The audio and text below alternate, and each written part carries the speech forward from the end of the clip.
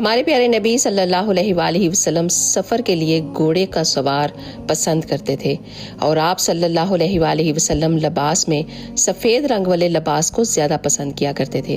آپ صلی اللہ علیہ وآلہ وسلم کو سبزیوں میں سے کدو بہت زیادہ پسند تھا، اور آپ صلی اللہ علیہ وآلہ وسلم کو سب گوشتوں میں سے بکرے کا گوشت بہت زیادہ پسند تھا۔ آپ صلی اللہ علیہ وآلہ وسلم جب بھی اپنا لعاب دہن کسی بھی پانی میں ڈالتے تو وہ پانی میٹھا ہو جاتا تھا۔ آپ صلی اللہ علیہ وآلہ وسلم کو درخت سلام کیا کرتے تھے، اور جس راستے سے آپ گزرتے تھے وہاں پہاڑ آپ کو سجدہ کیا کرتے تھے۔ آپ صلی اللہ علیہ وآلہ وسلم کے پسینہ مبارک سے خوشبو آیا کرتی تھی۔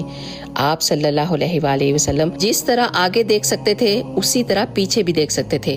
آپ صلی اللہ علیہ وآلہ وسلم صحابہ سے فرماتے کہ اے صحابہ، نماز کو خشوع اور وضو کے ساتھ پڑھا کرو، اللہ کی قسم میں تمہیں اپنے پیٹھ کے پیچھے سے دیکھ